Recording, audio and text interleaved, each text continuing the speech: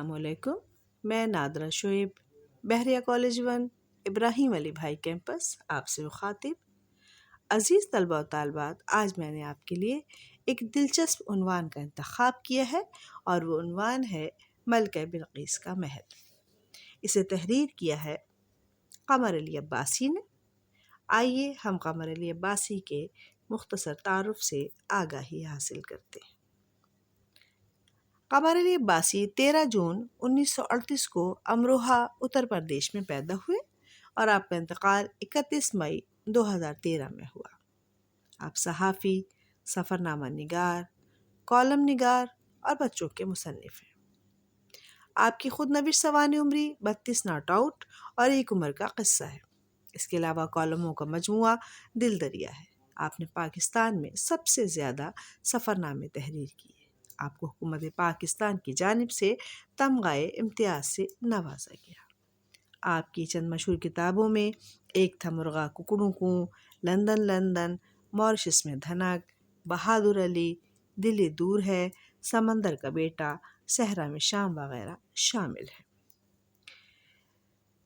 یہ سبق جو ہم پڑھنے جا رہے ہیں یہ ایک سچا تاریخی واقعہ ہے جس سے قمر علی عباسی نے اپنی کتاب امان کے مہمان میں تحریر کیا ہے۔ اب ہم ملکہ بلقیس کا محل کے خلاصہ سے آگاہی حاصل کرتے ہیں۔ حضرت سلیمان کا دربار لگا ہوا تھا۔ جن، انس، چرند پرند سب حاضر تھے مگر ہدہد غائب تھا۔ عقاب کو حکم دیا گیا کہ ہدہد کو دربار میں پیش کیا جائے۔ ہدہد نے دربار میں آ کر غیر حاضری کی وجہ یہ بیان کی کہ وہ شہر سبا گیا ہوا تھا۔ اس نے کہا کہ میں باغ میں موجود تھا کہ ایک دوسرے ہدہد سے ملاقات ہوئی۔ اس نے بتایا کہ وہ شہر سبا کا رہنے والا ہے جہاں ملکہ کی حکمرانی ہے۔ 12,000 سردار اس کی اطاعت کرتے ہیں اور ہر سردار کے پاس 1,00,000 سوار ہیں۔ میں نے جا کر دیکھا ملکہ حسین و جمیل، ذہین مگر بے دین، 30 گز لمبے تخت پر بیٹھی تھی جو خوبصورت جواہرات سے سجا ہوا تھا۔ بے دینی کا یوں معلوم ہوا کہ لوگ اسے سجدہ کر رہے تھے۔ حضرت سلیمان علیہ السلام نے فرمایا کہ ملکہ کو دین حق کی دعوت دی جائے۔ اس کے لیے ہدہد کو حکم دیا کہ حضرت سلیمان علیہ السلام کا خط ملکہ تک پہنچائے۔ ہدہد نے شاہی پوشاک کی خواہش کی تو اس کے سر پر تاج بنا دیا گیا۔ غرض ہدہد حضرت سلیمان علیہ السلام کا خط لے کر ملکہ بلقیس کے محل میں اس کی خوابگاہ تک پہنچا اور خط سرہانے رکھ کر واپس چلا آیا۔ دوسرے دن ملکہ نے حضرت سلیمان علیہ السلام کے بارے میں سرداروں کو آگاہ کیا تو انہوں نے کہا کہ آپ اپنے عقل سے جو فیصلہ چاہے کریں۔ ملکہ نے کہا کہ میں انہیں تحائف بھیجوں گی، اگر وہ سچے نبی ہوں گے تو بے دین کا تحفہ قبول نہیں کریں گے۔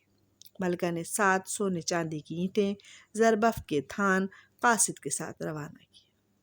قاصد حضرت سلیمان علیہ السلام کے دربار کی شان و شوکت دیکھ کر حیران رہ گیا۔ حضرت سلیمان علیہ السلام نے تحائف قبول نہیں کیے بلکہ دین کی دعوت دی۔ ملکہ نے اس کے علاوہ بھی چند پہیلیاں پوچھیں اور ان کا جواب پا کر بالآخر اس نتیجے پر پہنچی کہ حضرت سلیمان علیہ السلام واقعی سچے نبی ہیں۔ ملکہ نے حضرت سلیمان کے دربار میں آنے کا ارادہ کیا تو آپ نے ایک جن کے ذریعے ملکہ کے بارے میں معلومات حاصل کی۔